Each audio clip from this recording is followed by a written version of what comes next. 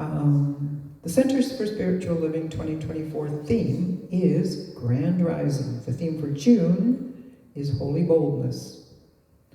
Life invites us to live with gusto and verve, and the only thing holding us back is ourselves and possibly perceptions of obstacles. Our attitude, outlook, willingness, perseverance, persistence, and resilience are critical. There are sacred knowing deep within us that always supports and guides us. Combined with courage, tenacity, and keener inner listening, this innate knowing will deliver us from and through anything. And as we work in partnership with Spirit, all things are truly possible, especially the seemingly impossible.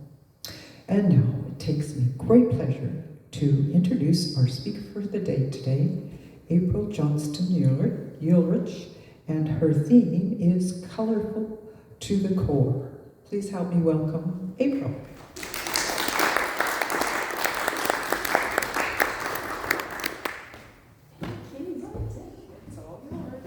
Thank you.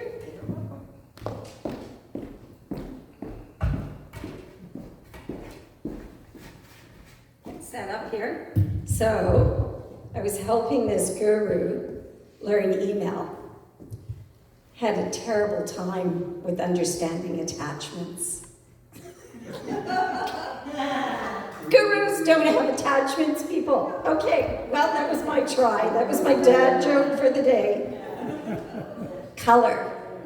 So this month has been all about holy boldness. And for those that understand our teaching, we don't mean holy as in a Bible or any religious doctrine. We mean holy in the fact that we know we're connected to everything, which includes the divine. Therefore, everything is holy. So really what this whole talk this month has been about is being bold, is being yourself, being authentic, stepping out. So this day is about colorful to the core, right? What's your favorite color? Black. Oh, you're going to regret saying that one. Who else has a favorite color? Blue. Blue, beautiful. Anybody else? Pink. Red. Pink. Purple, great. Pink. Do you ever think about Turquoise. why you, which one? Pink and turquoise. Pink and turquoise, thank Yeah. you, Sharon. Pink and turquoise, those are beautiful hues. Do you ever think about why you have a color? Do you ever think about when you get up in the morning and you're going to put on your clothes, why you might have the exact same blouse in peach and white and red, whatever it is, that you put it on one day and you love it, you're just, I'm rocking this. And then other time you put it on, you're like, oh, can't, this is terrible, I gotta get my colors done, why did I ever buy this thing, it's awful. Do you ever wonder why that happens? Wouldn't life be easier if you just saw in black and white? Then you wouldn't really care about the color, right? And that's mostly what we're looking at when we get dressed. So do you ever notice that your wardrobe for going on a holiday or summer is such different colors than your wardrobe for regular time, like winter or going to work, whatever? Can you imagine showing up to work in let's say you're in an office, not where some of you work, because you could totally rock these outfits. But what if you went in like a Hawaiian shirt and fuchsia pants and bright blue shoes, right? Some of your office people might be thinking, wow, what's hit them? Has anything changed? There's still pants, there's still a shoe, there's still a top. Nothing's different. It's just the color. So do you know that when we look at things that are black and white, we impose color on it in our mind? The mind is geared for color. Now, I'm just going to tell you right off the bat that I had used 3 or 4 sources for this talk, so I want to give them credit. And one is a color therapist by the name of Daniela Gojaj. Another one is by a meditating master called Ben Smith. And another one is by a woman named Patricia Thenick. So I can get you these sources if anybody's interested. A couple of them are TED Talks, a couple of them are scientific papers. But I like to give credit where credit is due. So one of the facts that I love is the fact color doesn't exist. Try that one on for a minute. There is no color. Absolutely does not exist in our world. So, April, why do we see that you're wearing a multitude of colors? There's colors in this room. Reason being is light waves come from the sun or from other sources of light, and it bounces off the molecules of any object. The object absorbs some of this light, but other light it releases. When that light's released, it goes into your eye, and it goes off, the cones and rods attached to the retina in the back of the eye. It takes this light that is bouncing all off of it, puts it into signals that it sends to the brain, and your brain converts that into the idea of color. So, what I love about this is color is you reading light frequency, light energy. That's all it is. You're reading the light energy from everything. So, color green. It's not green, it's just absorbed all the light waves of everything that isn't green, and it releases the green. So that's what we see. Same with the colors of the flowers on our sign. All of them, the pink ones, they've absorbed all the light rays except for the light ray pink. Therefore, that's what hits our rods, and that's what our brain reads. What's so wonderful about this is I never knew this. I find this fun fact, and it's like a power to the women thing. Men have a very hard time differentiating red. So if you ever wonder when you're trying to say to your significant other, if it happens to be a male, hey, does this lipstick, is this too red? Is it not red enough? Don't expect a great answer from them, because the color, the receptors for red are actually attached to the X chromosome. Of course, women have two of them, so we're much better at hues of red than men are. It's just kind of some fun facts. So, did you know that 62 to 90% of people judge you by the color you're wearing in the first 30 seconds of meeting you? It's more than anything. It's more than speaking. It's more than smiling. Color is, our brain is zoned in to that frequency, into converting that energy. So, color is a reflection. That's all it is. What it gives off is what you receive and what you give back to it, right? So, think about that. What color are you giving off?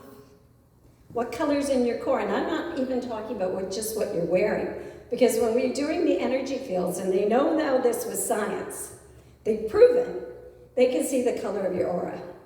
They can see the color of your energy field. Some people that have migraines, I know when I was younger, I used to have migraines, and one of the first signs I knew it was coming on was I could see auras around people. And it was really interesting because the doctor tried to explain it to me once, the neurologist, and saying that it was clicking on this area, which was the converting of colors, and it allowed you to see a spectrum that most people don't see. So we all know that there's a whole spectrum of colors that we don't see when we're out and about, right? We don't see the infrareds, we don't see the ultraviolets, we see the middle. We see very small part of color. Though we use the others, anybody that's ever gone under an infrared light for collagen rejuvenation or to fix a sore knee, and those that have had an x-ray or have gone on a plane have experienced the ultraviolet, right? So we use these energies, these frequencies all the time, but we don't think about what color we're putting out into the world. So what I love about this, about being bold, is what color are you truly? I love watching property management, or Property Brothers, excuse me. But oh my gosh, every house they've done for 15 years is gray. I'm like, how many houses can I walk into and they're gray? Like, it's just I'm like, get a color. This is all I'm thinking now is get a color. And it's interesting, isn't it? Because we're dictated. We're dictated what color to wear on our holidays, what color to wear at winter, what color are we going out in? But what we're really representing is energy. So how many of you have chosen a subdued hue when you're really feeling all out there? Or how many of you have worn a color just to make yourself feel better?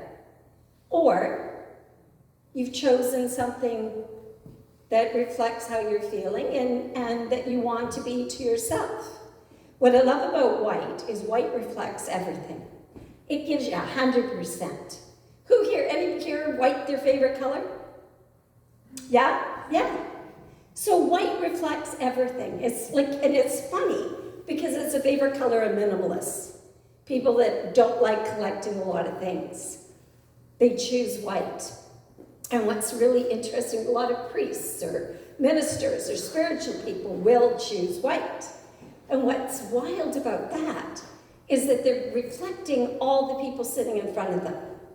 They're reflecting all the colors. Now this, when we painted this place and we were discussing colors, and it used to be blue and kind of pink, and I think this wall was a taupey brown. And we were discussing colors. And when we did a visioning, which we're going to do today, we did a visioning to pick the color. What came out of it was the people are the color. And that this had to be some form of warmth, and it had to be light, but that every person walking in here provided the color. And that this would give 100% of their color back to them, of their being back to them. I think that's wonderful. We bring the color into this space. So when you go out, when you're places, what color do you bring?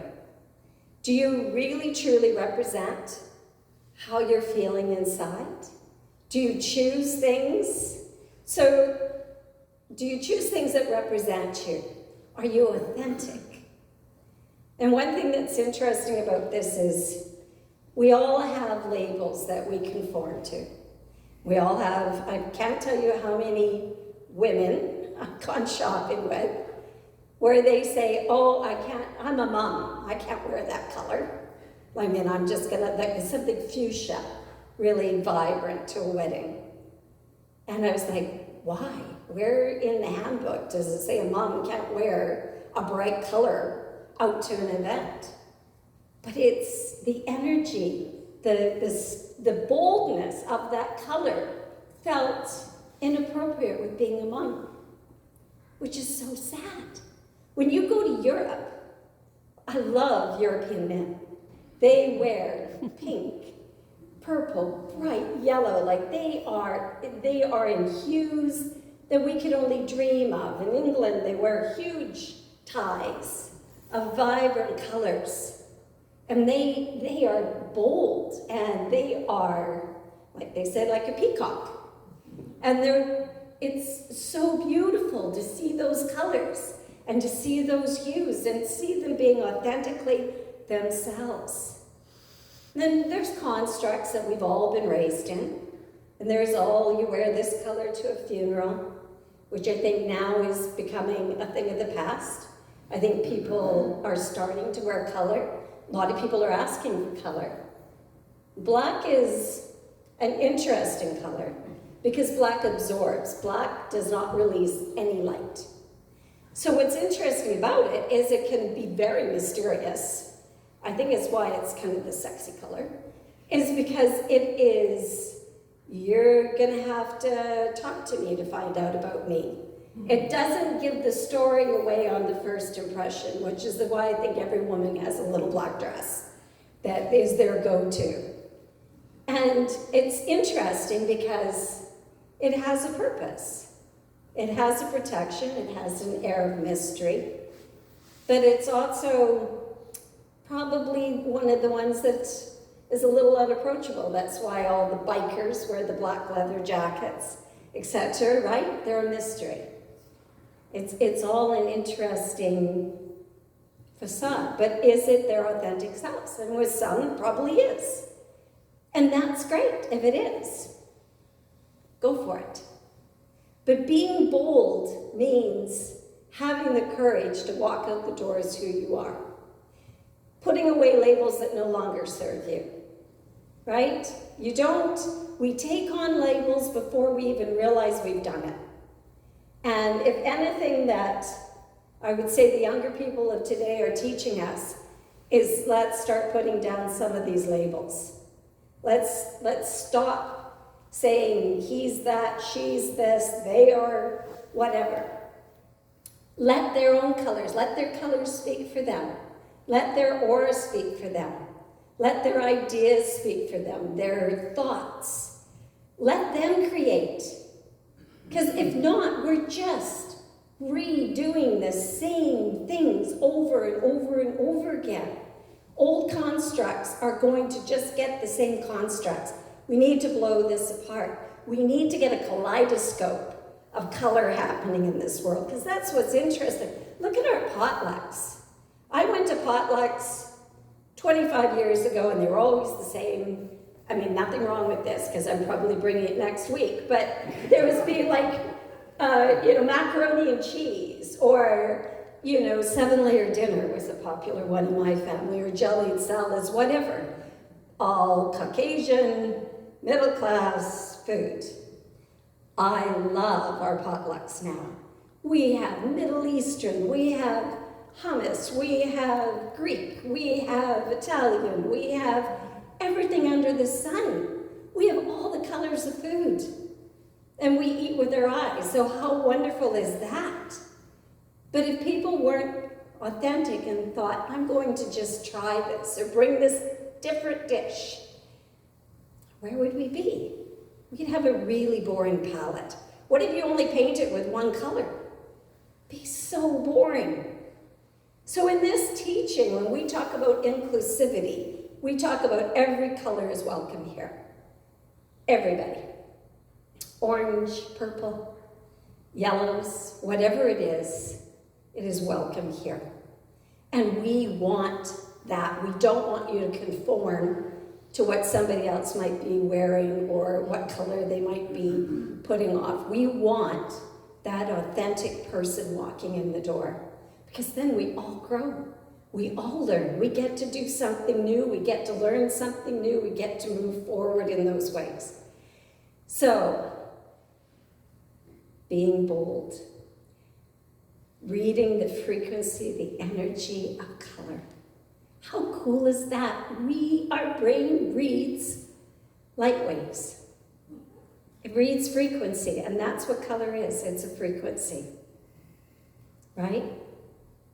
So when you're in a garden, you're picking up on all those frequencies, all those multitude of gardens.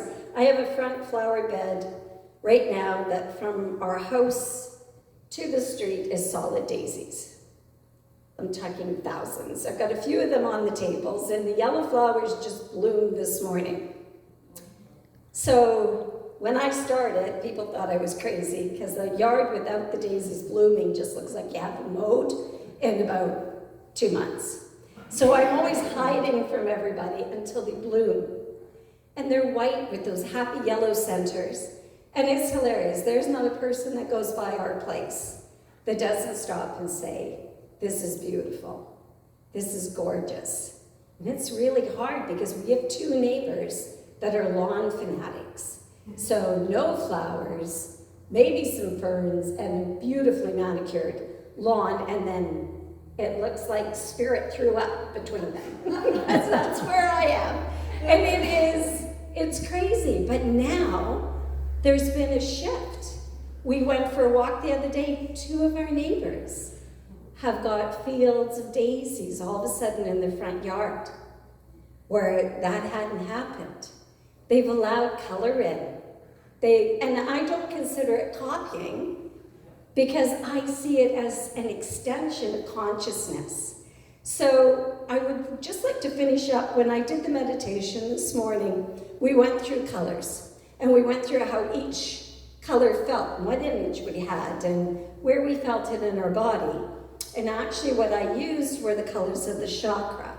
So for those of you familiar with them, red is the base chakra, orange is the middle section of the lower abdomen, yellow is the stomach area, green is the heart, blue is the throat, and purple is spirit. It's the crown chakra. And what is wonderful about those is when you do a meditation and when we do our visioning session, as I said, spirit speaks in symbolism. So if you're doing the visioning session with me after, which I hope you're going to stick around for, it's not going to be too long. If a color comes up for you, be very aware of that, because a color usually is an indication of the chakra you should be paying attention to. So I've loved this because for about the past 2 weeks, I've been having this swirl of green going into purple. And I was like, oh, this is so pretty. I should really paint something like this because I love color.